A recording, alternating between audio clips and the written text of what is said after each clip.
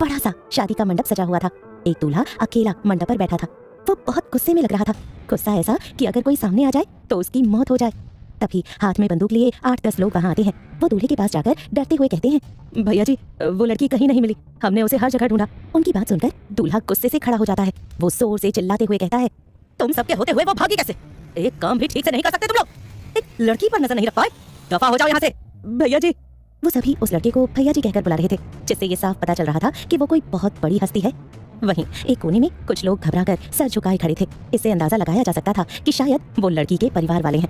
गुस्से से आग बबूला लड़का उन आदमी और औरत के पास जाता है जो उस लड़की के माँ बाप थे। उनके साथ एक लड़की भी खड़ी थी। वो लड़का उन्हें घूरते हुए जोर से बोलता है, मैं आखिरी बार पूछ रहा हूँ, वो कहाँ गई है? उसकी रौबीली आवाज सुनकर तीनों थर थर कांपने लगते हैं, लेकिन कोई कुछ नहीं बोलता, जिससे लड़का और ज्यादा गुस्से में आ जाता है। वो लड़की के पिता पर गन तानते हुए दहाड़ता है, अगर मरना नहीं है तो बता वो कहाँ है, वरना सारी गोली तेरे भेजे में उतार दूंगा। तभी पास खड़ी लड़की ने गुस्से से कहा, भाग गई दीदी, और भागे भी क्यों ना, तुम जैसे गुंडे मवाली से शादी कौन करना चाहेगा? जिस पर उसकी माँ उसे घूरकर चुप रहने के लिए कहने लगी। लड़की की बात सुनकर लड़के का गुस्सा 7वें आसमान पर पहुंच जाता है। वो लड़की का हाथ पकड़कर खींचते हुए कहता है, क्या कहा? मुझसे कोई शादी नहीं करेगा? अब तो शादी होगी और आज ही होगी। ये कहकर वो लड़की को जबरदस्ती खींचते हुए शादी के मंडप में ले जाता है और पंडित जी से कहता है, शादी के मंत्र शुरू करो। दूल्हे का नाम दक्ष था। दक्ष उस लड़की से शादी तो कर रहा था, लेकिन मंत्रों की आवाज के बीच उसे वो दिन याद आने लगे जब उस लड़की से वो मिला था जिससे उसकी शादी होने वाली थी। कुछ साल पहले की बात है। एक गाँव था, राधापुर, बेहद ही खूबसूरत। इस गाँव में चारों तरफ हरियाली ही हरियाली थी। इसी गाँव में एक हवेली थी, प्रताप मेंशन, जो किसी महल से कम नहीं थी। उसमें रहते थे जमींदार ज्ञानेश प्रताप सिंह, उनकी पत्नी जयश्री और उनके 2 बच्चे, बड़ा बेटा मुकुंद प्रताप सिंह और बेटी माया सिंह। माया की शादी हो चुकी थी। पूरे गांव पर ज्ञानेश प्रताप सिंह का राज चलता है, और ये कोई आज की बात नहीं है, बल्कि पीढ़ी दर पीढ़ी से चला आ रहा है। किसी भी गांव वाले में इतनी हिम्मत नहीं है कि वो प्रताप सिंह के खिलाफ जा सके। प्रताप मेंशन में ज्ञानेश प्रताप सिंह कुछ लोगों से घिरे हुए कोई चर्चा कर रहे हैं। देखने से लग रहा है कि मामला बहुत गंभीर है। एक आदमी ने हाथ जोड़ते हुए कहा, मालिक, बिजली की व्यवस्था न होने से सभी गांव वाले परेशान हैं। आसपास के गांव में बिजली है पर हमारे नहीं। मालिक, आपकी कृपा हो जाए तो अपना भी गांव रोशनी से जगमगा उठेगा। ज्ञानेश प्रताप सिंह कुछ देर तक सोचने के बाद बोले, आप लोग चिंता न करो, हम बड़े अधिकारी से बात करते हैं और इस समस्या को दूर करने की कोशिश करेंगे। सभी लोग खुश हो जाते हैं और उनको प्रणाम करके वहाँ से चले जाते हैं।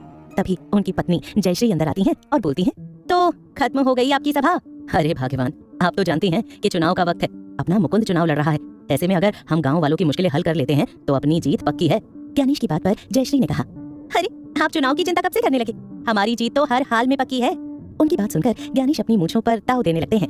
तभी बाहर से मुकुंद आता है और उनके पास चला जाता है। वो ज्ञानेश और जयश्री के पैर छूकर आशीर्वाद लेता है।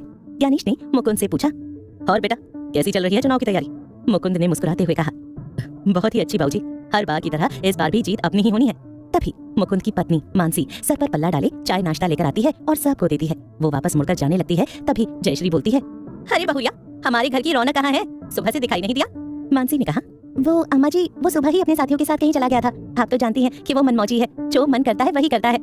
ज्ञानेश ने अपनी मूंछों पर ताव देते हुए कहा, अरे पोता किसका है? हमारा ज्ञानेश प्रताप सिंह का। उनकी बात सुनकर सभी मुस्कुराने लगते हैं। मानसी चाय का कप और प्लेट उठाकर किचन में चली जाती है। कहने को बहुत नौकर चाकर है, लेकिन खाना मानसी खुद अपने हाथों से बनाती है।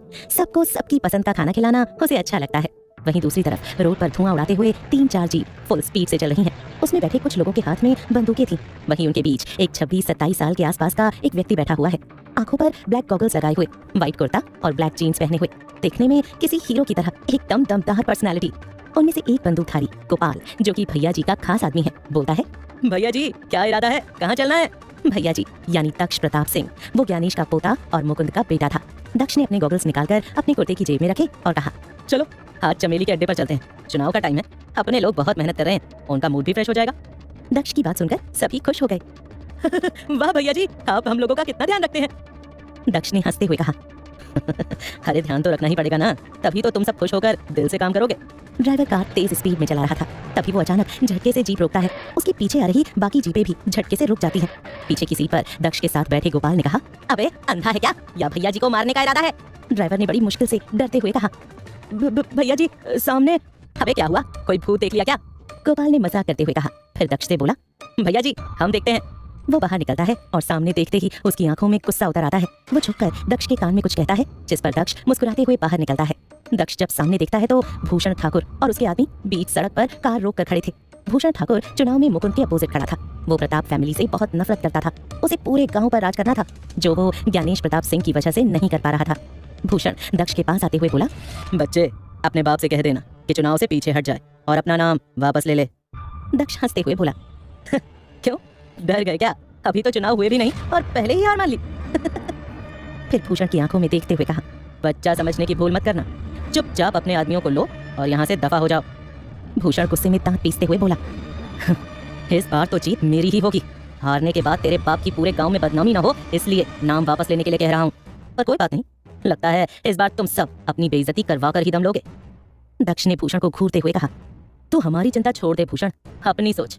तुझे क्या लगता है पैसों से तू सबको खरीद लेगा? जीतने के लिए ताकत चाहिए, रुतबा चाहिए, जो तेरे पास बिल्कुल नहीं है। भूषण के एक आदमी ने दक्ष पर बंदूक तानते हुए कहा, भाई जी इसको तो अभी सबक सिखाते हैं। तभी गोपाल और उसके साथी भी भूषण और उसके आदमियों पर बंदूक तान देते हैं, लेकिन दक्ष हाथ के इशारे से उन्हें शांत रहने को कहता है। गुस्से में भूषण चिल्लाया, शायद तू हमें जानता नहीं है, हमारे नाम से सब थर थर कांपते हैं। अभी इसी वक्त चाहूं तो तेरा काम तमाम कर सकता हूँ। दक्ष ने भी तेज आवाज में जवाब दिया, जानता तो तू हमें नहीं है, वरना ऐसी बातें अपने मुंह से कभी नहीं निकालता। इसके बाद भूषण ने अपने आदमी को इशारा किया। वो सभी दक्ष पर वार करने के लिए आगे बढ़ने लगे। भूषण का आदमी दक्ष को मारने के लिए आ रहा था, लेकिन दक्ष ने उसका हाथ पकड़ लिया और मरोड़कर उसकी हड्डी मरोड़ते हुए बोला, भूषण हमें कमजोर समझने की कोशिश मत कर। इसके बाद दक्ष और उसके आदमी भूषण के आदमियों से लड़ने लगते हैं। उसी समय खेतों की पगडंडियों से होकर दो लड़कियां आ रही थीं। ये थीं शिवाक्षी और मानवी, दोनों गाँव की ही लड़कियां थीं। मानवी की उम्र करीब 25 साल थी, देखने में बहुत ही खूबसूरत लगती थी। भूरी आंखें, कंधे तक लहराते बाल और जिंदगी में बस एक ही सपना था उसका, बहुत बड़ा बनना। वहीं शिवाक्षी ने अभी अभी अपने 18वें साल में कदम रखा था। भोली और मासूम सी दिखती थी, कमर तक बाल आते थे उसके, नीली आंखें, गुलाब की पंखुड़ियों जैसे होंठ और छोटी छोटी चीजों में भी खुशी ढूंढ लेने वाली थी वो लड़की। सड़क पर लड़ाई होती देखकर दोनों डर जाती हैं। वो दोनों एक पेड़ के पीछे छिप जाती हैं और उनके जाने का इंतजार करने लगती हैं। मानवी फुसफुसाकर शिवाक्षी से बोली, इन लोगों के पास कोई काम धंधा नहीं है क्या? कैसे बीच सड़क पर मारपीट कर रहे हैं? शिवाक्षी ने कहा, अरे दीदी ये बड़े लोग हैं, इनकी तो वैसे ही सबसे दुश्मनी रहती है, पूरे गांव वाले इनसे परेशान हैं, पर मजाल है कि कोई कुछ बोल दे। मानवी बोली, ये लोग तो गुंडे मवाली हैं, कौन इनके मुंह लगे? मानवी एक टक दक्ष को लड़ते हुए देख रही थी, जो बेदर्दी से एक आदमी को मार रहा था। मानवी गुस्से में बोली, ये लड़का ऐसे किसी को कैसे मार सकता है? इसमें जरा भी सेंस नहीं है क्या? देखो कैसे खून बह रहा है सामने वाले का, अभी मैं इसको बताती हूँ। इतना कहकर मानवी पेड़ के पीछे से बाहर निकलती है और गुस्से में दक्ष की तरफ बढ़ती है। कैसी रहेगी मानवी और दक्ष की पहली मुलाकात? कौन थी वो लड़की जिससे दक्ष शादी करना चाहता था? सभी सवालों के जवाब जानने के लिए सुनते रहें दिल कर बैठा इश्क। दक्ष से सामना करने के लिए मानवी पेड़ की ओर से बाहर निकली और उसकी तरफ आगे बढ़ी ही थी कि तभी शिवाक्षी ने उसका हाथ पकड़कर वापस पेड़ के पीछे खींच लिया और बोली, अरे दीदी आप क्यों बीच में टांग अड़ाने जा रही हैं? ये सब तो लड़ते ही रहेंगे, हम धीरे से निकलते हैं ना, अम्मा और बापू परेशान हो रहे होंगे। शिवाक्षी की बात मानवी को सही लगी, इसलिए वो दोनों धीरे धीरे पेड़ों के साइड से जाने लगी। दक्ष अचानक पायल की आवाज सुनकर रुक गया और इधर उधर देखने लगा। तभी उसे दो लड़कियां दिखाई दी, जिनकी पीठ उसकी तरफ थी। वो दोनों जल्दी जल्दी जा रही थीं।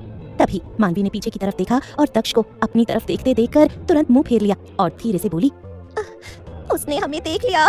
शिवाक्षी ने इतराते हुए कहा, मानवी दी अभी तो आप फैंटम बन रही थी, अब आप डर क्यों रही हैं? वैसे भी हम है ना आपके साथ, ऐसे 10 लोगों को यूं उठाकर पटक सकते हैं हम। शिवाक्षी की बात सुनकर मानवी पहले तो हैरान रह गई, फिर मुंह दबाकर हंसने लगी। उसे हंसते हुए देखकर शिवाक्षी मुंह बनाते हुए बोली, हंस क्यों रही हो दीदी? हमें ऐसा वैसा मत समझो, बहुत ताकत है मुझमें, आपको नहीं पता, आपसे ज्यादा देसी घी खाते हैं हम। वो अपने हाथ की टोली दिखाने लगी।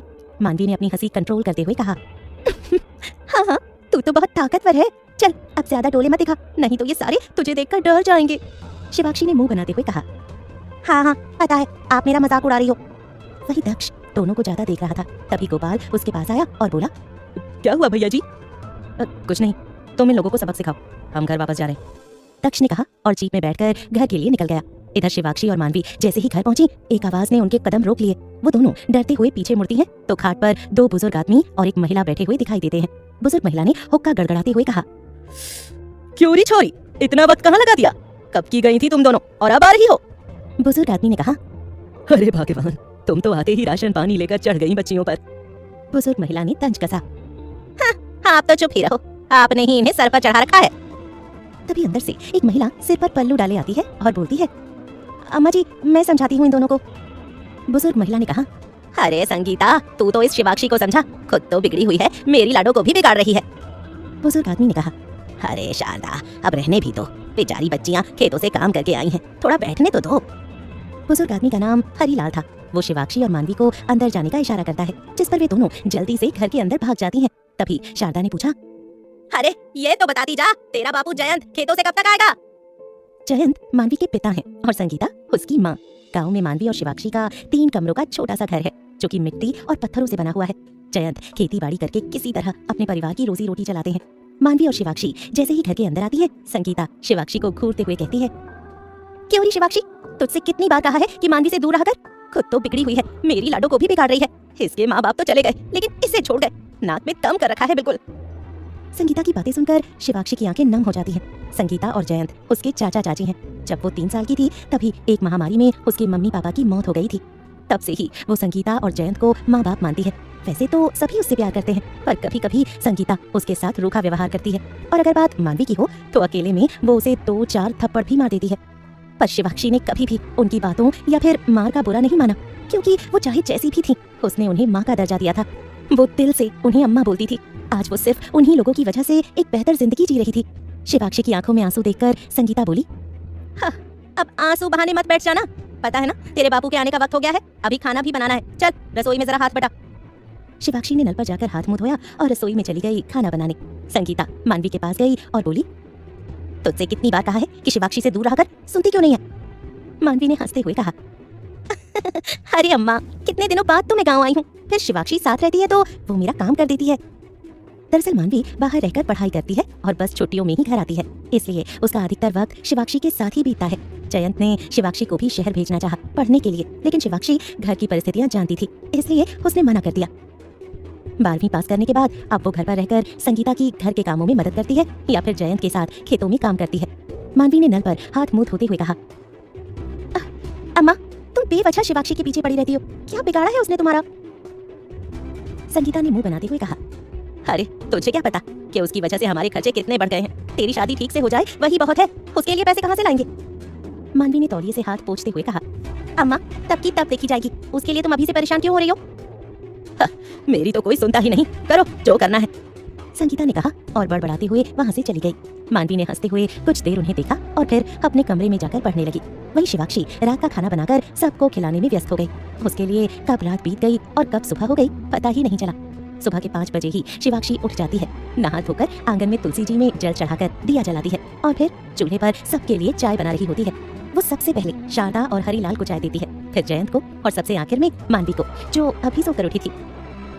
लो दीदी, गर्मा गर्म चाय पियो।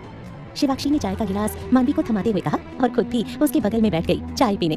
मानवी एक घूंट चाय पीते हुए बोली, वाह शिवी, सुबह सुबह तेरे हाथ की चाय पीकर तो मेरा दिन बन जाता है।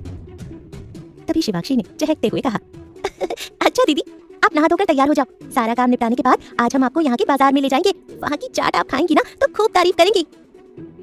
चल ठीक है, पर आज खेतों पर नहीं जाना है क्या? जाना तो है, पर हम जल्दी आ जाएंगे ना। अच्छा ठीक है, हम तैयार रहेंगे।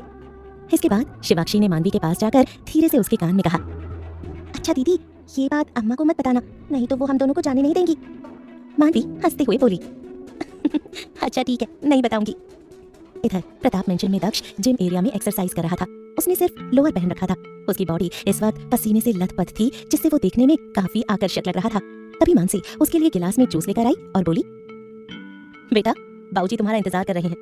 दक्ष ने जूस पीते हुए कहा, बस अम्मा, हम नहाकर उन्हीं के पास जाने वाले हैं। मानसी ने दक्ष के सिर पर हाथ रखा और बोली, हाँ, तू जानता है ना कि चुनाव का वक्त है और हमारे बहुत दुश्मन है, तू अपना ख्याल रखा कर। तुझे पता है ना कि तुझमें मेरी जान बसती है। दक्ष ने गुरूर से कहा, अम्मा, तुम बेवजह चिंता करती हो, ऐसा कोई पैदा नहीं हुआ जो दक्ष प्रताप सिंह का मुकाबला कर पाए। जानती हूँ बेटा, पर माँ का दिल है ना, तेरी चिंता कैसे न करी? हाँ? दक्ष ने मानसी का हाथ पकड़कर प्यार से कहा, अच्छा अम्मा, हम अपना ख्याल रखेंगे, अब हम नहाने जा रहे हैं। दक्ष नहा धोकर ज्ञानेश के पास जाता है और उनके पैर छूकर बोलता है, प्रणाम दादाजी। खुश रहो बेटा, ज्ञानेश ने कहा। इस वक्त वो अखबार पढ़ रहे थे। उन्होंने आगे कहा, हाँ बेटा, आज तुम मुकुंद के साथ चले जाना चुनाव प्रचार के लिए, और तुम्हारी दोनों बहनें नीति और नितारा को बाजार से कुछ सामान लेना है तो तुम उनके साथ चले जाना। तुम्हें पता है बाहर हमारे बहुत दुश्मन हैं, ऐसे में उन्हें अकेले भेजना ठीक नहीं है। ठीक है दादाजी। दक्ष मुकुंद के साथ चुनाव प्रचार के लिए निकलने वाला होता है कि नीति दौड़ती हुई उसके पास आती है और बोलती है, भैया जरा जल्दी आ जाना, मुझे और जीजी को बाजार जाना है। दक्ष नीति और नितारा को अपने साथ लेकर बाजार की तरफ चल देता है। उसके पीछे 2 गाड़ियां और निकलती हैं जिनमें उसके आदमी थे। वहीं कोई लगातार दक्ष पर नजर रखे हुए था। उन्हें निकलते हुए देखकर उसने किसी को फोन किया और कहा, वे सब निकल गए हैं, इस बार कोई चूक नहीं होनी चाहिए। दूसरी तरफ मानसी और शिवाक्षी भी बाजार घूमने के लिए घर से निकल चुकी थी। क्या इस बार दक्ष और मानवी की हो पाएगी पहली मुलाकात? क्या दक्ष पर मंडरा रहा है कोई बड़ा खतरा? सभी सवालों के जवाब जानने के लिए सुनते रहें दिल कर बैठा इश्क। दक्ष इस बात से अनजान था कि कोई उसका पीछा कर रहा है और वो अपनी बहनों को लेकर थोड़ी ही देर में मार्केट पहुंच जाता है। वो कार से बाहर निकलकर नीति और नितारा से जल्दी सामान लेने के लिए कहता है और गोपाल को उनके साथ भेज देता है। इधर मानवी शिवाक्षी के साथ मार्केट में इधर उधर देखते हुए खुशी से कहती है, शिवी ये मार्केट तो पहले से ज्यादा बड़ी हो गई है, पिछली बार तो इतनी दुकानें नहीं थी यहाँ। शिवाक्षी ने मानवी की बात को अनसुना करते हुए कहा, दीदी जल्दी चलो ना, यूँ कैसे कछुए की तरह चल रही हो? कछुआ भी आपसे तेज चलता है, तुम मुझे कछुआ बोल रही है? रुक तुझे बताती हूँ। कहकर मानवी शिवाक्षी को मारने के लिए दौड़ती है तो शिवाक्षी उसे जीभ दिखाते हुए भाग जाती है। दक्ष किसी से फोन पर बात करने के बाद जैसे ही पलटता है दौड़ती हुई मानवी उससे टकरा जाती है। वो गिरने ही वाली होती है कि दक्ष उसे कमर से पकड़ लेता है। वहीं मानवी गिरने के डर से अपनी आंखें बंद कर लेती है। उसे देखकर एक पल के लिए दक्ष ठहर जाता है। रेड कलर का सूट सलवार पहने, माथे पर छोटी सी रेड बिंदी लगाए, वो बहुत ही खूबसूरत लग रही थी।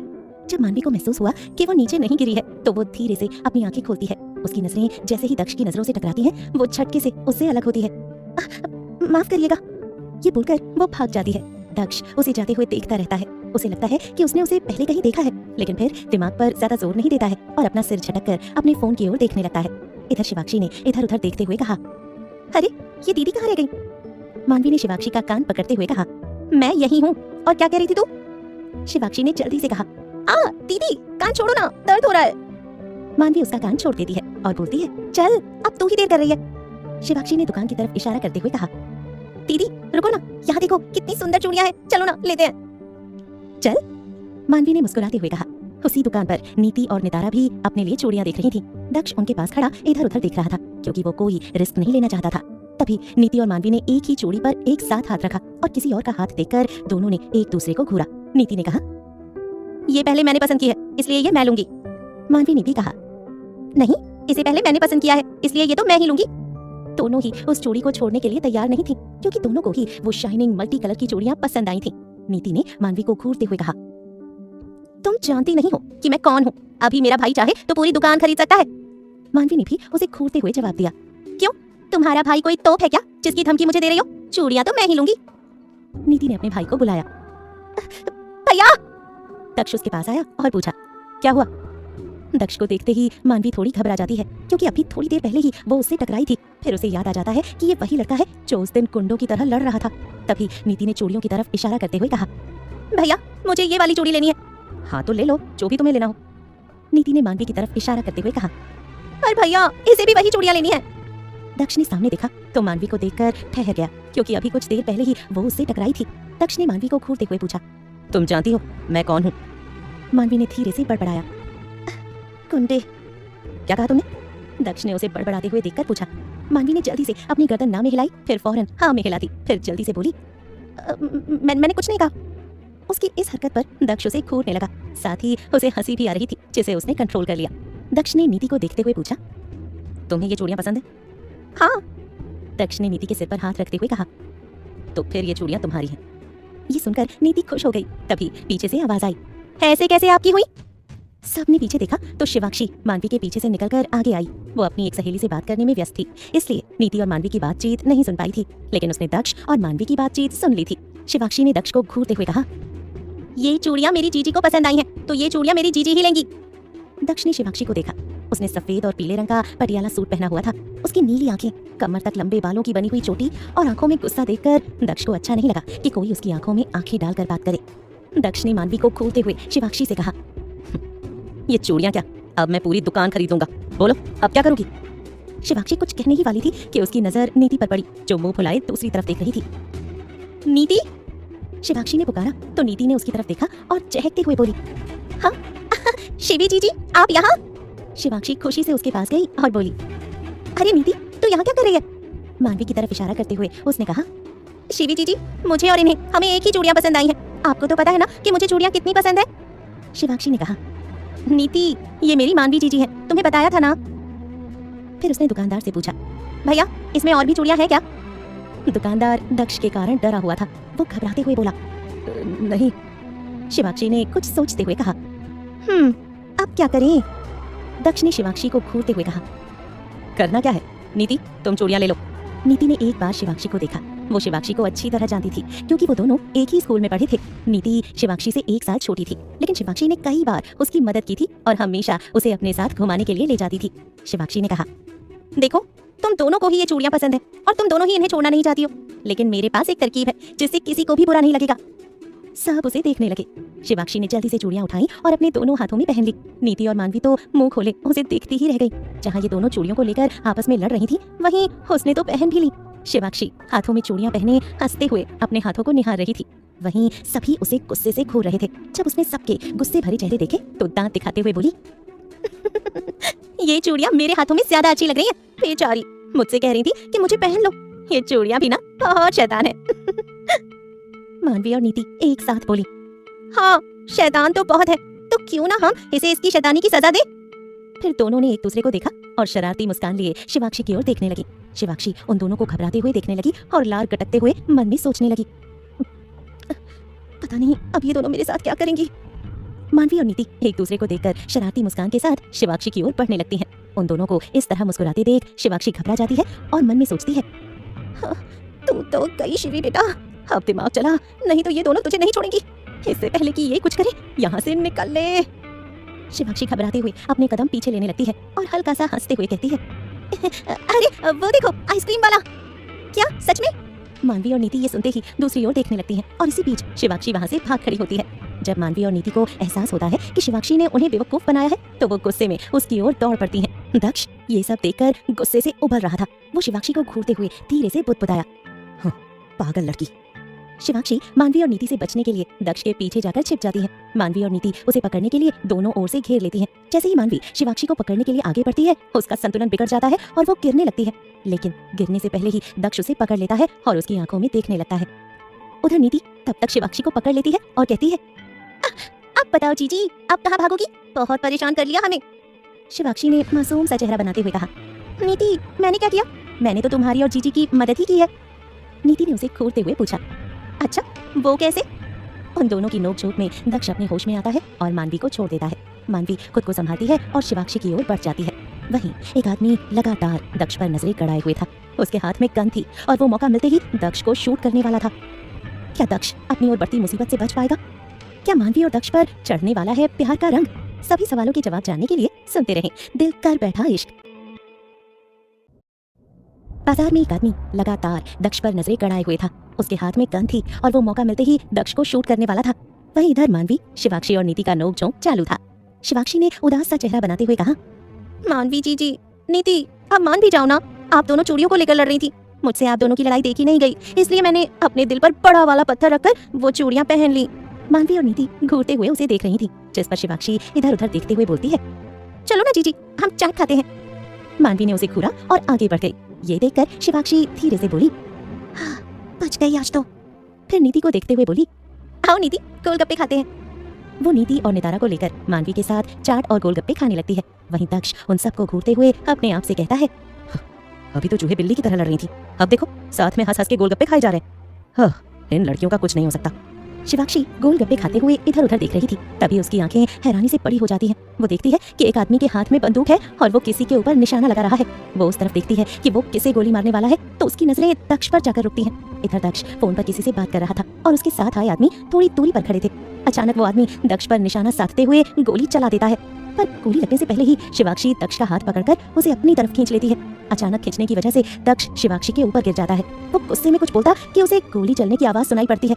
दक्ष के आदमी उसे चारों तरफ से कवर कर लेते हैं और कुछ आदमी गोली चलाने वाले को ढूंढने लगते हैं। वहीं गोली की आवाज सुनकर बाजार में हलचल मच जाती है। नीति, नितारा और मानवी भी गोली की आवाज सुनकर डर जाती हैं। वहीं दक्ष हैरान नजरों से शिवाक्षी को देख रहा था। अचानक उसने उसे खींचा नहीं होता तो वो गोली उसके शरीर के आर पार हो गई होती। तभी शिवाक्षी ने दक्ष को घूरते हुए कहा, घूरना हो गया हो तो उठेंगे, या फिर आपके वजन से मेरी जान निकल जाएगी तब उठेंगे। शिवाक्षी की बात सुनकर दक्ष उठ खड़ा होता है और शिवाक्षी का हाथ पकड़कर उसे खड़े होने में मदद करता है। वो गुस्से से अपने आदमियों से कहता है, पता चला गोली किसने चलाई थी? तब तक गोपाल एक आदमी को पकड़कर लाता है और बोलता है, भैया जी, गोली चलाने वाला तो नहीं मिला, लेकिन उसका एक साथी हमारे हाथ लग गया है। दक्ष उस आदमी को घूरते हुए कहता है। किसके कहने पर तुमने मुझ पर गोली चलाई थी? वो आदमी कुटिलता से मुस्कुराते हुए कहता है। ये तुम्हें बताने से रहा, तुम्हें जो करना है कर लो। दक्ष उसके ऊपर कन तानते हुए कहता है। अगर अपनी जिंदगी प्यारी है तो बताओ, किसके कहने पर तुम लोगों ने ये किया है? आदमी हंसते हुए कहता है। इस खिलौने से मुझे डराने की कोशिश कर रहे हो? दक्ष हंसते हुए कहता है। ये काम किसका है ये तो मैं पता कर लूंगा, पर तेरे दिन पूरे हुए। इतना बोलकर वो उसके ऊपर गोली चला देता है। शिवाक्षी डरते हुए अपने मुंह पर हाथ रख लेती है। वहीं मानवी नफरत से दक्ष को देखने लगती है कि कोई कैसे इतनी आसानी से किसी की जान ले सकता है। पर नीति और नितारा चुपचाप ये सब देख रही थी, क्योंकि उन्हें तो आदत पड़ चुकी थी इन सब चीजों की। मानवी का ध्यान शिवाक्षी के ऊपर जाता है, जो बहुत ही डरी हुई थी। वो उसके पास जाती है तो शिवाक्षी उसके गले से लग जाती है। खून खराबे से उसे बहुत डर लगता था। आज तो उसने अपनी आंखों के सामने किसी को मरते हुए देखा था। दक्ष अपने आदमियों से नीति और नितारा को सुरक्षित घर पहुंचाने के लिए बोलता है। फिर उसका ध्यान शिवाक्षी और मानवी पर जाता है। वो उनके पास चला जाता है और शिवाक्षी से बोलता है। तुमने गोली चलाने वाले को देखा था? शिवाक्षी मानवी से अलग होती है और घबराते हुए दक्ष को देखने लगती है। मानवी ने धीरे से कहा, छोटे मालिक, शिवी अभी बहुत घबराई हुई है। दक्ष ने मानवी को घूरते हुए कहा। मैंने तुमसे पूछा नहीं ना, तो चुप रहो। फिर शिवाक्षी से कहता है। ए लड़की, मैंने पूछा तुमने गोली चलाने वाले को देखा था? शिवाक्षी ने दक्ष को देखते हुए गुस्से में कहा, पहले तो मेरा नाम ए लड़की नहीं शिवाक्षी है, और दूसरी बात, इतना चिल्लाकर आप मुझसे क्यों पूछ रहे हैं? फिर मन में बोली, एक तो इनकी जान बचा, उसका एहसान मानने की जगह मुझ पर चिल्ला रहे हैं। गोपाल शिवाक्षी के पास आकर उसे घूरते हुए बोलता है। ए लड़की, तू जानती है तू किससे बात कर रही है? शिवाक्षी, जो अपने आप को संभाल चुकी थी, गोपाल को देखते हुए अपनी गर्दन हाँ में हिलाती है। गोपाल ने शिवाक्षी को घूरते हुए गुस्से में कहा, तो भैया जी से ऐसे बात कर रही है, इसका अंजाम तुझे पता है? शिवाक्षी ने अपनी गर्दन चटकते हुए कहा, हाँ, ये अपनी मच्छर जैसी शक्ल दिखाकर मुझे डराने की कोशिश मत करो। शिवी किसी से डरती नहीं है। मच्छर? गोपाल ने गुस्से में कहा और शिवाक्षी पर गुस्से में गन तान दी। गोपाल, दक्ष ने कहा और उसे शांत रहने का इशारा किया, जिस पर गोपाल शिवाक्षी को घूरते हुए अपनी गन नीचे कर देता है। दक्ष घूरकर शिवाक्षी को देखता है, जो थोड़ी देर पहले तक बहुत डरी हुई थी और अब बहुत बहादुर बन रही थी। शिवाक्षी दक्ष को देखती है, जो उसे ही घूर रहा था। फिर वो मानवी का हाथ पकड़ती है और बोलती है, जी घर चलते हैं, अम्मा गुस्सा हो रही होंगी। ये बोलकर वो जल्दी से मानवी के साथ वहाँ से निकल जाती है। गोपाल ने गुस्से में कहा, भैया जी आपने कुछ कहा क्यों नहीं? उसकी हिम्मत कैसे हुई आपसे इस तरह बात करने की? दक्ष ने कुछ सोचते हुए कहा, गोपाल, उसको हम बाद में भी देख सकते हैं, पहले हमें इस हमलावर को पकड़ना है। जहाँ तक मुझे लगता है ये सब जरूर भूषण ने किया होगा। भैया जी आप कहें तो उठवा लें भूषण को। अगर ये सब भूषण ने किया है तो उसे ये बहुत महंगा पड़ेगा। फिलहाल घर चलते हैं, तुम उसके पीछे अपने आदमी लगा दो। दक्ष ने कहा और कार में बैठकर घर की तरफ निकल गया। इधर मानवी और शिवाक्षी जैसे ही घर पहुंचती हैं, संगीता उनका ही इंतजार कर रही थी। संगीता ने दोनों को घूरते हुए कहा, कहाँ गई थी तुम दोनों? मानवी ने जल्दी से कहा, अम्मा मेरा चाट खाने का मन कर रहा था, इसलिए मैं शिवाक्षी को लेकर बाजार गई थी। संगीता ने घूरकर शिवाक्षी को देखा और कहा, अगर घूमना हो गया हो तो खाने की तैयारी करो। जी अम्मा, शिवाक्षी ने धीरे से कहा और हाथ मुंह धोकर रसोई घर में चली गई। तभी संगीता ने मानवी को घूरते हुए कहा, कभी तू भी रसोई में चली जाया कर, नहीं तो ससुराल वाले क्या कहेंगे कि माँ ने कुछ सिखाया ही नहीं है। अम्मा, जिस घर में मेरी शादी होगी वहाँ बहुत सारे नौकर चाकर होंगे, फिर मुझे काम करने की क्या जरूरत पड़ेगी? हाँ? मानवी ने हंसते हुए कहा और अपने कमरे में चली गई। हाँ, सपना अच्छा है, हम जैसे गरीब लोगों को महलों का राजकुमार नहीं मिलेगा, संगीता ने कहा और बड़बड़ाते हुए रसोई घर में चली गई। इधर जैसे ही दक्ष घर आता है, सबको परेशान सा हॉल में ही देखता है। मानसी ने जल्दी से दक्ष के पास आकर फिक्र जताते हुए कहा, दक्ष तू ठीक तो है ना बेटा? दक्ष ने मानसी का हाथ पकड़ते हुए कहा, अम्मा हम ठीक हैं। और फिर जाकर ज्ञानेश के पास सोफे पर बैठ गया। क्या लगता है दक्ष, तुम पर हमला किसने करवाया होगा?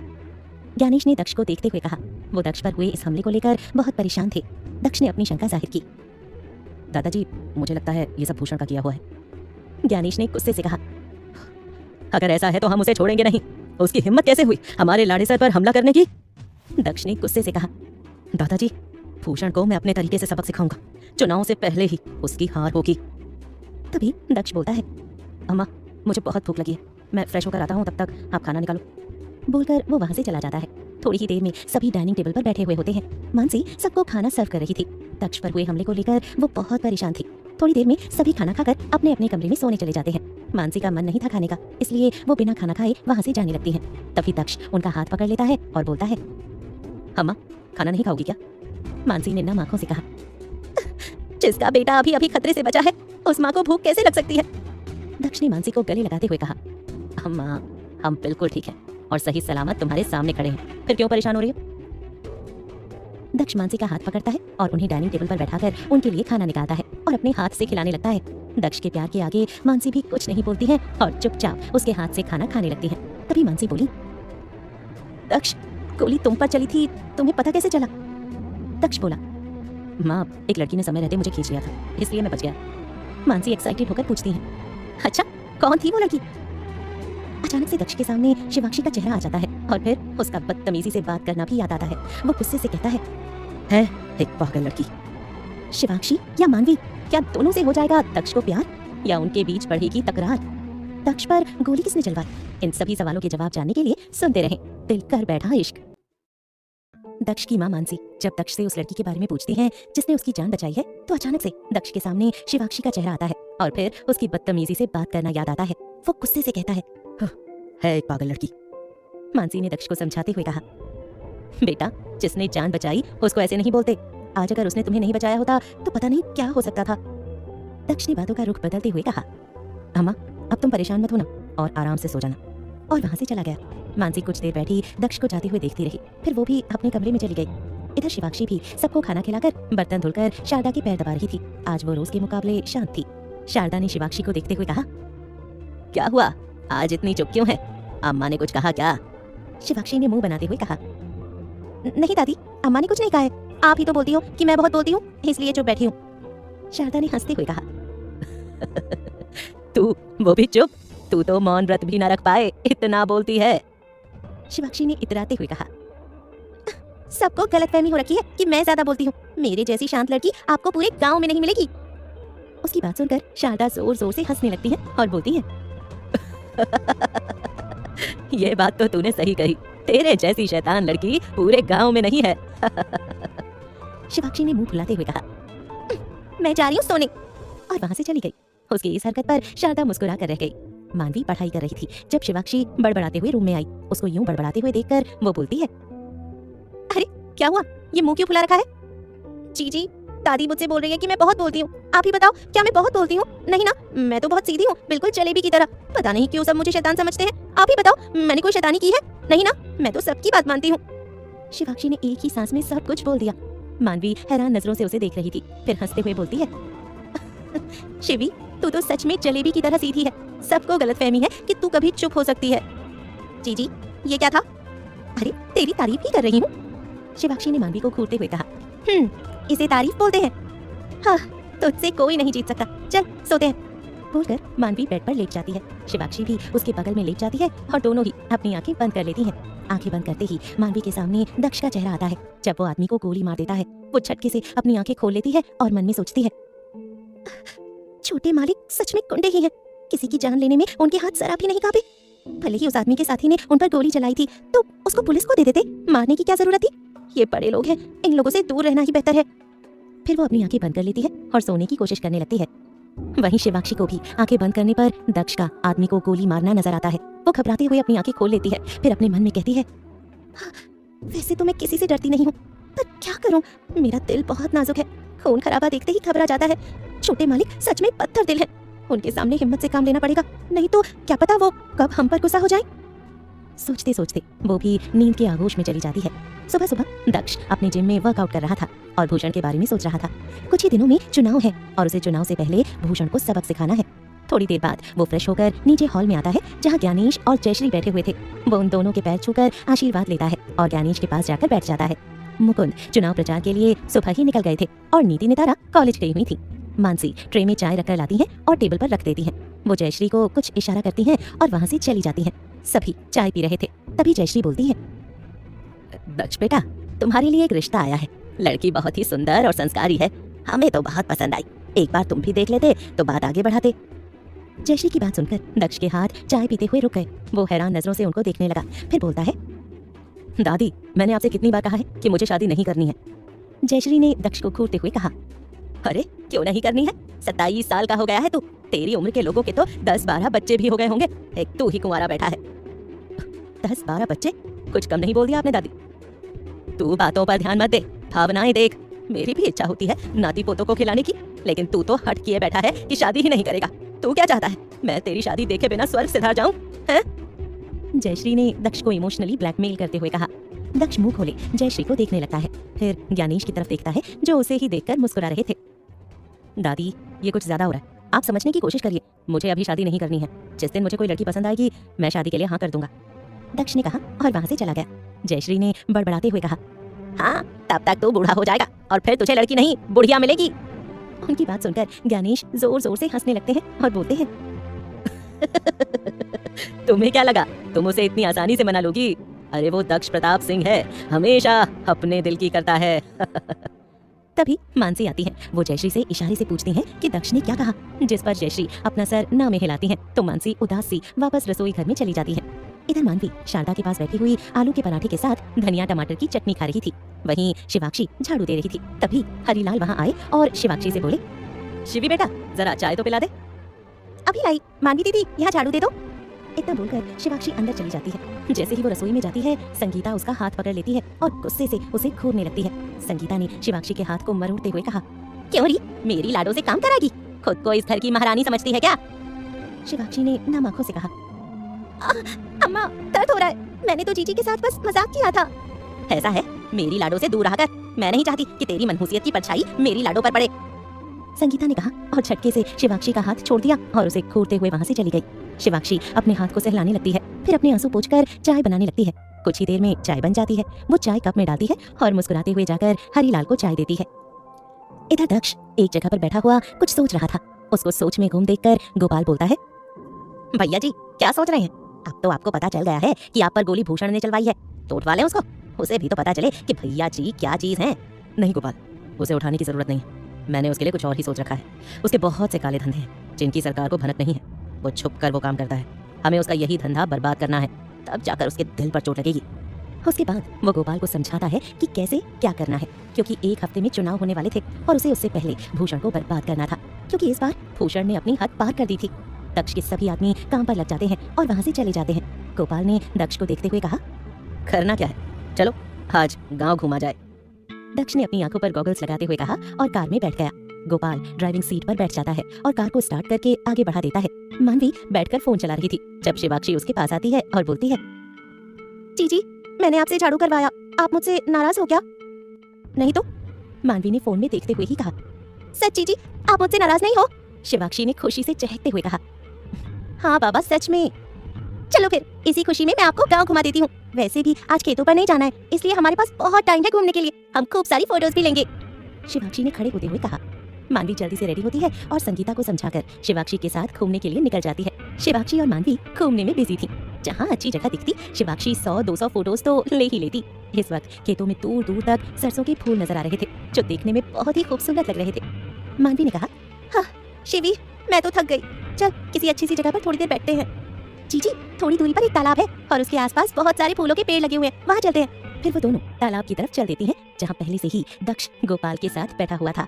जब दक्ष एक बार फिर मानवी और शिवाक्षी से मिलेगा तो कैसा होगा माहौल? दक्ष पर गोली चलाने वाला शख्स कौन है? इन सभी सवालों के जवाब जानने के लिए सुनते रहें दिल कर बैठा इश्क। शिवाक्षी मानवी को लेकर तालाब के पास जाती है जहाँ पहले से ही दक्ष गोपाल के साथ बैठा हुआ था। वहाँ की खूबसूरती देखकर वो खुश हो जाती है। वहाँ रंग बिरंगे फूल खिले हुए थे, ठंडी ठंडी हवा चल रही थी। मानवी ने चारों तरफ देखते हुए कहा, वाह शिवी ये जगह तो बहुत ही खूबसूरत है। शिवी ने चहकते हुए कहा, मुझे पता था जीजी आपको ये जगह बहुत पसंद आएगी। मानवी ने शिवी के गाल खींचते हुए कहा, वैसे दादी सही बोलती है कि तू तितली की तरह इधर से उधर उड़ती रहती है, कहीं एक जगह ठहरती नहीं है। क्या जीजी, एक तो मैं आपको इतनी अच्छी जगह लेकर आई और आप है कि मेरे गाल खींच रही हैं। शिवाक्षी ने मुंह फुलाते हुए कहा। शिवाक्षी की बात सुनकर मानवी हंसने लगती है। वैसे दादी आपके लिए कुछ भी बोलती है। मानवी ने खुश होते हुए कहा, अच्छा क्या बोलती हैं दादी? मुझे पता है कुछ अच्छा ही बोलती होंगी। शिवाक्षी ने हंसते हुए कहा, हाँ बहुत ही अच्छा। वो बोलती हैं कि आप आलसी और कामचोर हो और हाँ थोड़ी सी पागल भी। क्या दादी ऐसा बोलती है? मैं तो उनकी लाडली हूँ। फिर कुछ सोचते हुए शिवाक्षी को घूरती है और बोलती है, शिवी रुक, तुझे बताती हूँ मैं। दादी का नाम लेकर तू अपने दिल की भड़ास निकाल रही है, रुक तुझे तो बताती हूँ अभी। मानवी ने कहा और शिवाक्षी के पीछे दौड़ी उसे मारने के लिए। शिवाक्षी ने हंसते हुए कहा, कोशिश करके देख लो जीजी, पकड़ नहीं पाओगी। अच्छा अभी पता चल जाएगा, बोलकर मानसी शिवाक्षी को पकड़ने लगती है। मानवी शिवाक्षी के पीछे भाग रही थी कि वो फोन पर बात करते हुए दक्ष से टकराती है और दोनों एक साथ गिर जाते हैं। दक्ष नीचे था और मानवी उसके ऊपर। गिरने की वजह से मानवी के होंठ दक्ष के दाएं गाल पर लगते हैं, जिससे अचानक ही दक्ष का दिल तेजी से धड़कने लगता है। वहीं शिवाक्षी अपने मुंह पर हाथ रखकर हैरान नजरों से उन दोनों को देख रही थी। वो अपने मन में बोलती है, हे भोलेनाथ, छोटे मालिक यहाँ, अब तो चीची की खैर नहीं। मानवी अपने चेहरे पर आए बालों को साइड करती है कि उसकी नजर दक्ष पर पड़ती है। वो उसे देखकर घबरा जाती है और झटके से उठकर खड़ी हो जाती है। दक्ष भी अपने होश में आता है और उठकर खड़ा हो जाता है और अपने कपड़ों पर लगी हुई धूल झाड़ने लगता है। वो गुस्से से मानवी को घूर रहा था। उसे गुस्से में देखकर मानवी बहुत डर जाती है। उसे याद आया कि कल कैसे दक्ष ने गुस्से में एक आदमी की जान ले ली। दक्ष ने गुस्से से कहा, तुम्हें दिखाई नहीं देता है क्या? जब देखो गिरती पड़ती रहती हो। मानवी घबराते हुए दक्ष से बोलती है, मुझे माफ कर दीजिए। डर तो शिवाक्षी भी गई थी। दक्ष को देखकर वो धीरे से मानवी के बगल में आकर खड़ी हो जाती है। शिवाक्षी को देखकर दक्ष अपने मन में बोलता है, आ गई शैतान की नानी। भैया जी वो। गोपाल आते हुए कुछ बोल ही रहा था कि उसकी नजर मानवी और शिवाक्षी पर पड़ी। वो दोनों को घूरते हुए बोलता है, तुम दोनों यहाँ क्या कर रही हो? वो मैं चीची को ये जगह दिखाने आई थी, शिवाक्षी जल्दी से बोलती है। गोपाल ने शिवाक्षी को घूरते हुए पूछा, क्यों, तुम्हारी जीजी यहाँ नहीं रहती है क्या, जो तुम उसे ये जगह दिखा रही हो? शिवाक्षी ने गोपाल को घूरते हुए कहा, मेरी जीजी शहर में रहकर पढ़ाई करती हैं, होली के लिए आई हैं, फिर चली जाएंगी। अच्छा ठीक है, फिलहाल तुम दोनों यहाँ से जाओ, अभी भैया जी यहाँ पर हैं। गोपाल ने दोनों से कहा। गोपाल की बात सुनकर मानवी और शिवाक्षी एक दूसरे को देखने लगती हैं। मानवी इशारे से शिवाक्षी को चलने के लिए बोलती है, पर शिवाक्षी उसे रुकने का इशारा करती है। उन दोनों को वहीं खड़े देखकर गोपाल गुस्से से बोलता है, जल्दी जाओ यहाँ से, सोच क्या रही हो? हम थोड़ी देर घूमकर यहाँ से चले जाएंगे छोटे मालिक, ये जगह इतनी बड़ी है, हम बस एक साइड, एक कोने में रहेंगे, शिवाक्षी ने धीरे से दक्ष से कहा। तब गोपाल ने कहा, भैया जी को पसंद नहीं कि कोई उनके आसपास रहे, इसलिए निकलो यहाँ से। शिवाक्षी ने गोपाल को घूरते हुए कहा, मैंने तुमसे नहीं पूछा है चम्मच, मैं छोटे मालिक से पूछ रही हूँ। गोपाल ने गुस्से से शिवाक्षी को घूरते हुए कहा, चम्मच? ये चम्मच क्या है? जो लोग चमचागिरी करते हैं उन्हें मैं ऐसे ही बुलाती हूँ, शिवाक्षी ने अपनी आंखें मटकाते हुए कहा। मानवी को तो शिवाक्षी के ऊपर गुस्सा आ रहा था। वो दक्ष को देख रही थी, जिसकी आंखें इस वक्त गुस्से से लाल हो गई थी। वो अपने मन में बोलती है, हाँ, ये शिवी ना थोड़ी देर भी अपना मुंह बंद नहीं रख सकती है। ओए, तुम्हारी हिम्मत कैसे हुई मुझसे इस तरह बात करने की? तुम जानती भी हो भैया जी का खास आदमी हूँ मैं, गोपाल ने गुस्से में कहा और शिवाक्षी के ऊपर बंदूक तान दी। मानवी जल्दी से दक्ष के पास जाती है और उसका हाथ पकड़ते हुए बोलती है, प्लीज आप मुझे माफ कर दीजिए, और शिवी को भी, वो छोटी है, उसे नहीं पता कि कब क्या बोलना चाहिए। उसकी तरफ से मैं आपसे माफी मांग रही हूँ, आप इनसे बोल दीजिए शिवी को छोड़ दे। दक्ष हैरान होकर कभी मानवी को देख रहा था तो कभी अपने हाथ को जिसे मानवी ने पकड़ा था। लड़कियों से हमेशा दूर रहने वाला दक्ष मानवी के इस तरह हाथ पकड़ने पर अपने दिल में हलचल सी महसूस करता है। वहीं शिवाक्षी बिना पल के झपकाए गोपाल को देख रही थी। वो धीरे से बोलती है, देखो, अगर गलती से गोली चल गई ना तो तुम्हें मुझ जैसी मासूम और छोटी बच्ची को मारने का पाप लगेगा। भोलेनाथ तुम्हें छोड़ेंगे नहीं और मैं भूत बनकर अपनी मौत का बदला लेने आऊंगी। शिवाक्षी की बात सुनकर जहां गोपाल मुंह खोले उसे ही देख रहा था, तो वहीं मानवी अपने सिर पर हाथ मारते हुए धीरे से बोलती है, इस लड़की का कुछ नहीं हो सकता। यहाँ मैं सब कुछ सामान्य करने की कोशिश कर रही हूँ और ये इन दोनों को और गुस्सा दिलाने पर तुली हुई है। दक्ष एक नजर शिवाक्षी को देखता है, फिर गोपाल को इशारे से गन नीचे करने के लिए बोलता है, जिस पर गोपाल शिवाक्षी को घूरते हुए गन वापस अपनी पॉकेट में रख लेता है। शिवाक्षी गहरी सांस लेते हुए धीरे से बोलती है, बच गई भोलेनाथ भूत बनने से। मानवी जल्दी से शिवाक्षी के पास आती है और उसका हाथ पकड़कर बोलती है, अब चुपचाप चल यहाँ से, या फिर अपने साथ मुझे भी भूत बनाकर मानेगी। फिर वो लगभग शिवाक्षी को खींचते हुए वहाँ से ले जाने लगती है। शिवाक्षी गोपाल को देखकर धीरे से कहती है, बच गए आज तुम, मेरा गुस्सा बहुत भयंकर है। गोपाल शिवाक्षी को घूर कर देखता है तो शिवाक्षी जल्दी से मानवी के साथ वहाँ से चली जाती है। गोपाल कहता है, देखा आपने भैया जी, वो पित्ती सी लड़की मेरा मजाक बनाकर चली गई, सिर्फ आपकी वजह से छोड़ दिया उसे, नहीं तो आज उसे अच्छा सबक सिखाता। वैसे भैया जी, आपने उन दोनों को कुछ कहा क्यों नहीं? दक्ष जो जाती हुई मानवी को देख रहा था अपना सर झटकता है और बोलता है, जाने दो गोपाल, उन दोनों ने ऐसा कुछ भी नहीं किया कि उन्हें सजा मिले। कुछ नहीं किया? अरे वो पिद्दी मुझे इतना कुछ सुना गई और उसकी जीजी ने आपका हाथ पकड़ लिया। फिर वो थोड़ा रुक कर बोलता है, वैसे भैया जी, उस लड़की ने आपका हाथ पकड़ा, आपने कुछ कहा नहीं? आप तो किसी भी लड़की को अपने करीब नहीं आने देते हैं। गोपाल की बात सुनकर दक्ष को मानवी का उसके ऊपर गिरना, उसके होठों का उसके गाल को छूना, मानवी का उसका हाथ पकड़ना, ये सब सोचकर उसके होठों पर हल्की सी मुस्कुराहट आ जाती है। उसे मुस्कुराते हुए देखकर गोपाल हैरान होते हुए कहता है, भैया जी, मैं कोई सपना तो नहीं देख रहा हूँ, आप मुस्कुरा रहे हैं। दक्ष अचानक से सीरियस फेस बनाते हुए कहता है, तुम सपना ही देख रहे हो, चलो अब मेरा मूड नहीं है यहाँ रुकने का। ये बोलकर वो वहाँ से चल देता है और सोचता है, मैं उस लड़की के बारे में सोचकर मुस्कुरा क्यों रहा था।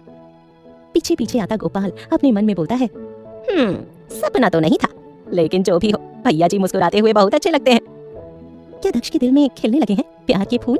सवालों के जवाब जानने के लिए सुनते रहें दिल कर बैठा इश्क। मानवी तालाब के पास से खींचकर शिवाक्षी को घर ले आती है और बोलती है, तू कभी चुप हो जाया कर, इतनी परेशानी में भी तुझे शैतानी सोच रही थी। शिवाक्षी ने मासूम सा चेहरा बनाते हुए कहा, पर जीजी मैंने क्या किया? तू ना। मानवी कुछ बोलती तब तक संगीता उन दोनों के पास आती है और बोलती है, हो गया घूमना फिरना, अच्छा हुआ कि जल्दी आ गई। चल मानवी जल्दी से तैयार हो जा। पर अम्मा किस लिए, कहीं जाना है क्या? अगर ऐसा है तो मैं नहीं जा रही, मैं बहुत थक गई हूँ। मानवी ने खाट पर बैठते हुए कहा। संगीता मानवी का हाथ पकड़कर उसे खड़ा करते हुए कहती है, तुझे देखने लड़के वाले आ रहे हैं, चल जल्दी से तैयार हो जा। मानवी ने मुंह बनाते हुए कहा, क्या? ये तुम क्या बोल रही हो अम्मा? इस तरह अचानक कौन आता है? वैसे भी मुझे नहीं करनी शादी। संगीता बोली, अरे लड़का शहर में नौकरी करता है, कमाता भी अच्छा है, गांव में उसका पक्का मकान है, तू बहुत खुश रहेगी वहाँ। वो तो किसी काम से हमारे गांव आए थे, वो बाबूजी के जान पहचान के हैं, इसलिए सब कुछ जल्दबाजी में हो रहा है। चल अब तू बहस मत कर और जल्दी से तैयार हो जा। मानवी ने संगीता को मना करते हुए कहा, पर अम्मा मुझे नहीं करनी है शादी, मुझे अभी और पढ़ना है, कुछ बनना है लाइफ में। संगीता ने मानवी पर चिल्लाते हुए कहा, क्या करेगी इतना पढ़ लिख कर, हैं? इतना अच्छा रिश्ता आया है, हाथ से निकल गया तो जीवन भर अफसोस करेगी। वैसे भी लड़कियों का असली घर उनका ससुराल होता है। शिवाक्षी ने संगीता से कहा, अम्मा अगर जीजी मना कर रही है तो मान जाओ ना, जब जीजी की इच्छा होगी तब कर देना शादी। संगीता ने शिवाक्षी को घूरते हुए कहा, तू तो चुप ही रह, तुझसे तो मेरी बेटी की खुशी देखी नहीं जा रही होगी, उसके लिए क्या अच्छा है और क्या नहीं ये तुझे बताने की जरूरत नहीं है। चल जाकर अपना काम कर, कुछ बढ़िया सा बना दे, वो लोग आते ही होंगे। खुद तो मनहूस है ही, खुद की जिंदगी में कोई खुशी नहीं है तो चाहती है कि मेरी लाडो को भी कोई खुशी ना मिले। संगीता की बातें सुनकर शिवाक्षी की आंखों में आंसू आ जाते हैं, वो रोते हुए रसोई में चली जाती है। मानवी ने नाराजगी से कहा, अम्मा तुम अपना गुस्सा शिवी पर क्यों उतार रही हो? क्या बिगाड़ा है उस मासूम ने तुम्हारा? उसने तुम्हें माँ का दर्जा दे रखा है और तुमसे प्यार के दो बोल नहीं बोले जाते हैं। संगीता कहती है, ऐसा है, ये भाषण मुझे देने की जरूरत नहीं है, जितना बोला है उतना कर, मेरे लिए तेरी खुशी ज्यादा मायने रखती है, उस लड़की से मुझे कोई मतलब नहीं है। हाँ तुमसे तो बोलना ही बेकार है।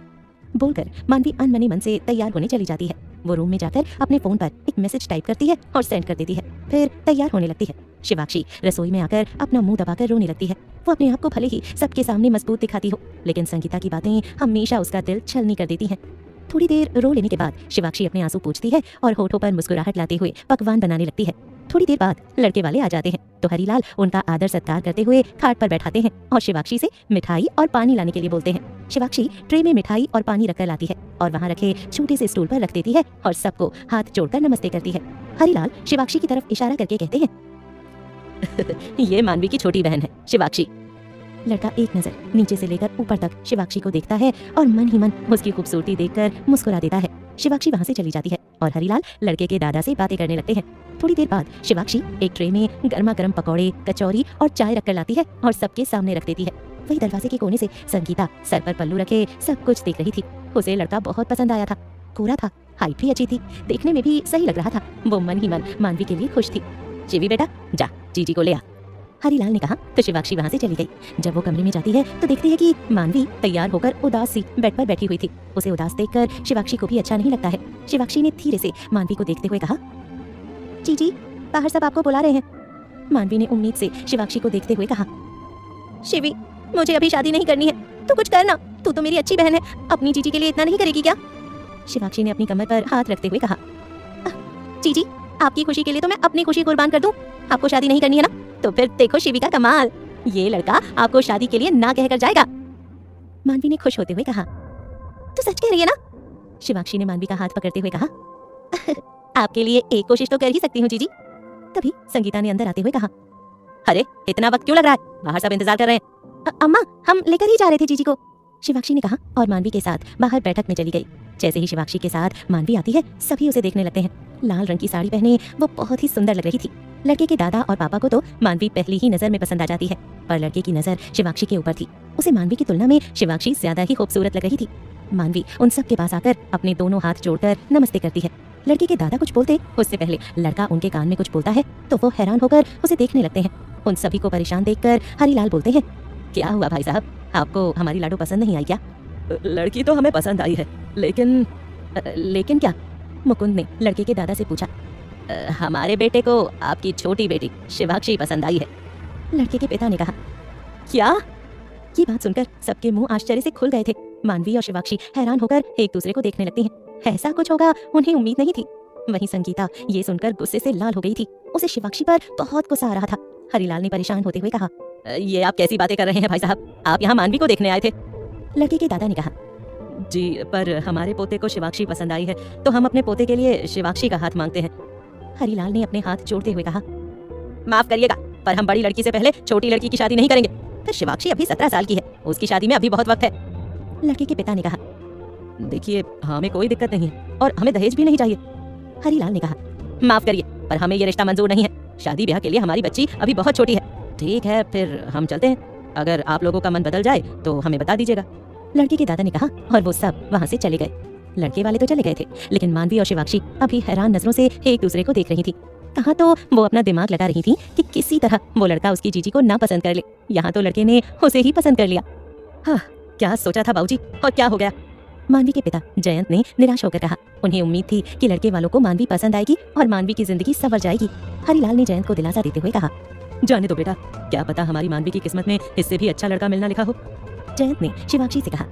शिवाक्षी बेटा, मानवी को अंदर ले जाओ। मानवी और शिवाक्षी रूम में आ जाती हैं। मानवी शिवाक्षी को देखती है और बोलती है, शिवी, तुझे तो कुछ करने की जरूरत ही नहीं पड़ी, उस लड़के को तू पसंद आ गई। शिवाक्षी ने मुंह बनाते हुए कहा। जी, उस लंगूर की बात मत करो, मुझे ये सब सोचकर बड़ा अजीब लग रहा है। मानवी ने शिवाक्षी को छेड़ते हुए कहा। वैसे शिवी, तूने ऐसा क्या किया कि उस लड़के को तू पसंद आई? जी, उसकी नजर ही टेढ़ी रही होगी, तभी तो आप जैसी खूबसूरत लड़की उसे दिखाई नहीं दी। वैसे बात तो तूने सही कही है, पर जो भी हो, हमारा काम तो हो गया ना। ये शादी नाम की तलवार हट गई मेरे सिर से। हाँ, मानवी ने बेड पर बैठते हुए कहा। अच्छा जी, मैं आती हूँ थोड़ी देर में, वो रसोई में बर्तन रखे हैं ना, उन्हें धुल दूं। शिवाक्षी ने कहा और वहाँ से चली गई। मानवी बेड पर लेट गई। उसने फोन लेकर एक मैसेज किया और मुस्कुराते हुए उठकर बाथरूम में चली गई चेंज करने। शिवाक्षी जैसे ही रसोई में आती है, गुस्से से उबलती हुई संगीता को वहीं पाती है। उनको गुस्से में देखकर शिवाक्षी डर जाती है और घबराते हुए कहती है, अम्मा। संगीता शिवाक्षी के पास आती है और उसके गाल पर खींचकर एक थप्पड़ जड़ देती है और उसके बाल पकड़कर खींचते हुए बोलती है, क्या जरूरत थी अपनी मनहूस शक्ल लेकर लड़के वालों के सामने जाने की? है खुद तो मनहूस है ही। मेरी बेटी की जिंदगी में खुशियां आने वाली थी, तेरी वजह से उन खुशियों पर ग्रहण लग गया। आज सिर्फ तेरी वजह से मेरी लाड़ो का रिश्ता इतनी अच्छी जगह होने से रह गया।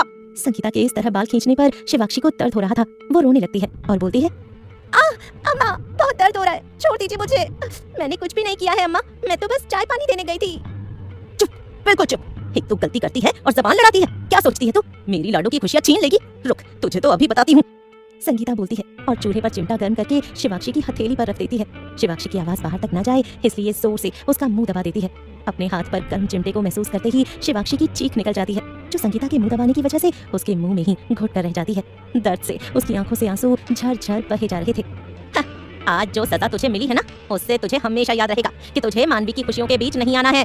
अगर आगे से उसकी खुशियों के बीच आई ना, तो इससे भी बदतर हालत करूंगी तेरी। संगीता ने गुस्से में कहा और शिवाक्षी को झटके से धक्का देते हुए बाहर चली गई। संगीता के अत्याचार को कब तक सहेगी शिवाक्षी, या लेगी अपने लिए कोई स्टैंड?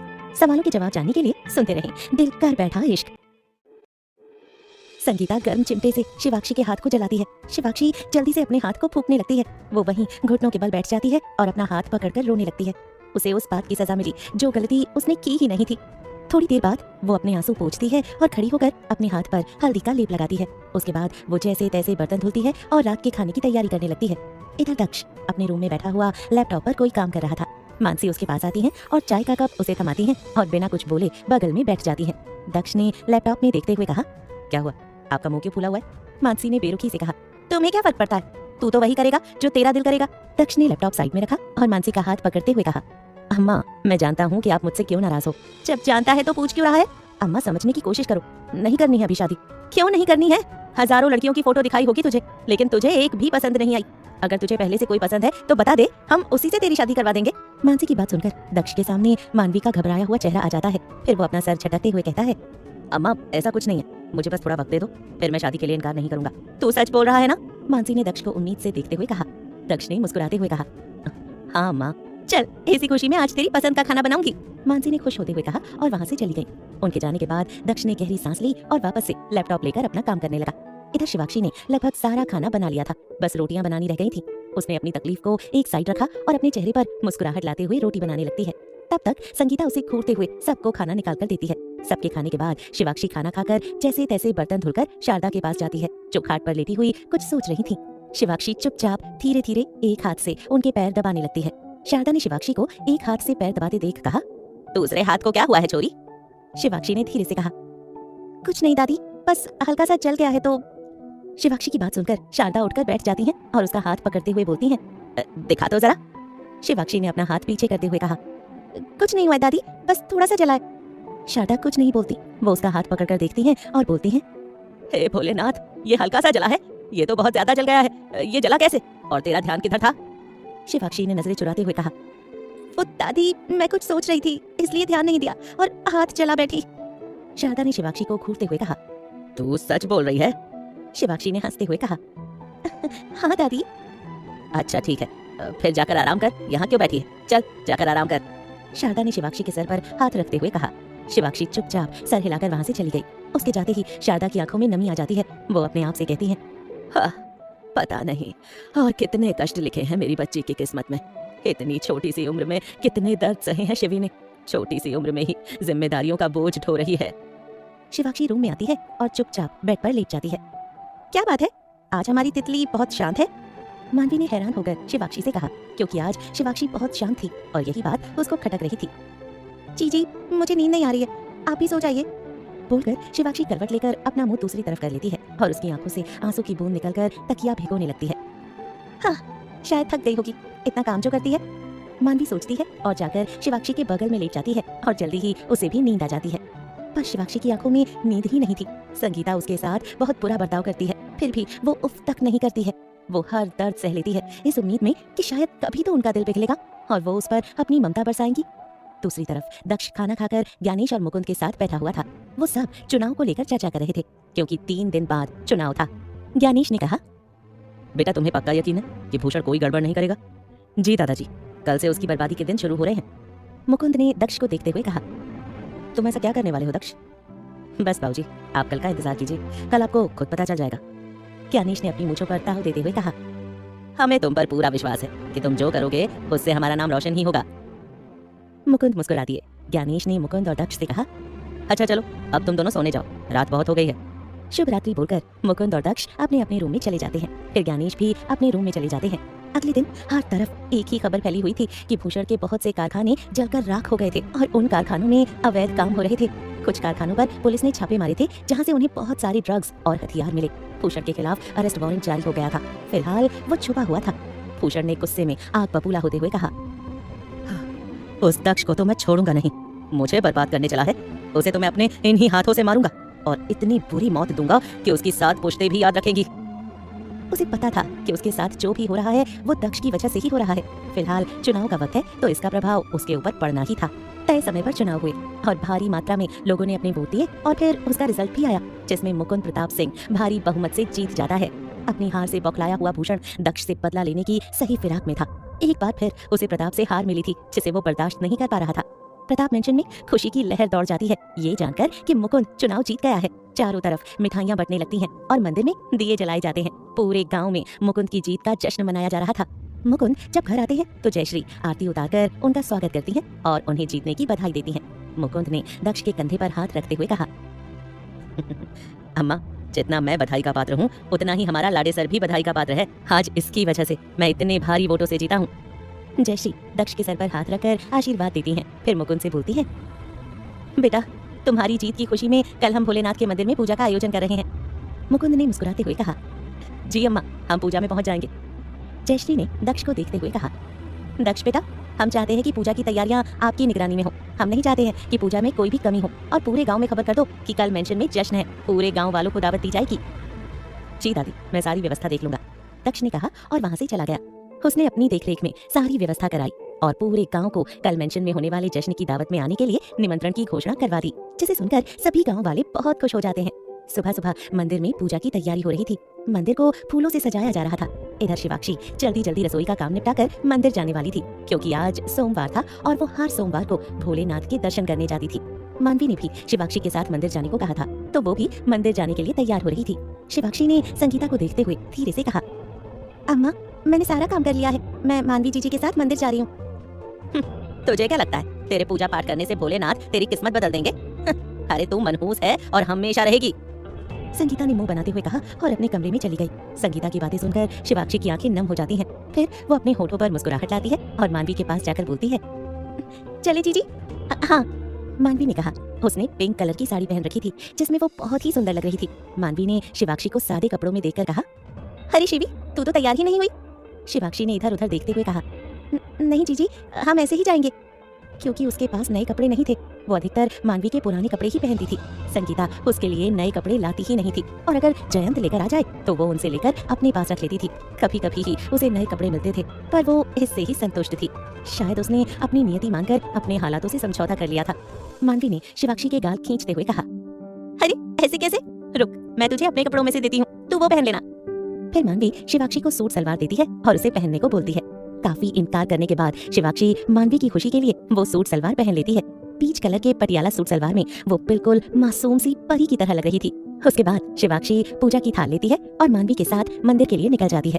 दूसरी तरफ प्रताप मेंशन में दक्ष मंदिर जाने के लिए सीढ़ियों से उतर रहा था। उसने क्रीम कलर का कुर्ता और पजामा पहना हुआ था। उसके माथे पर आते सिल्की बाल उसे अट्रैक्टिव बना रहे थे। दक्ष आकर जयश्री के पैर छूकर आशीर्वाद लेता है और बोलता है, चलिए दादी। फिर दक्ष ज्ञानेश और जयश्री को लेकर मंदिर के लिए निकल जाता है। मानसी, नीति और नितारा को आवाज देती हैं जल्दी नीचे आने के लिए, क्योंकि मुकुंद कार में बैठे हुए उन सब का इंतजार कर रहे थे। थोड़ी ही देर में वो सब भी मंदिर के लिए निकल जाते हैं। इधर मानवी और शिवाक्षी मंदिर पहुंच जाती हैं। शिवाक्षी भोलेनाथ को प्रणाम करके पूजा की थाल पंडित जी को थमा देती है।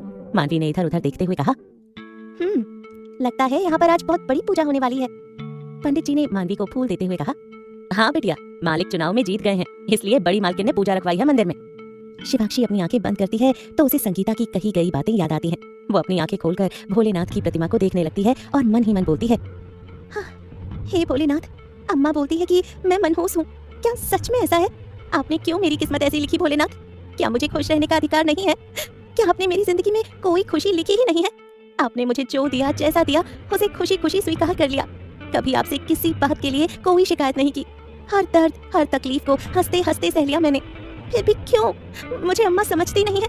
मैं अपनी तकलीफ, अपने दर्द को किसको बताऊं? शायद आप मेरी जिंदगी में खुशी और प्यार की रेखा लिखना ही भूल गए हैं। ये सब सोचते हुए शिवाक्षी की आंखों से आंसू बहने लगते हैं।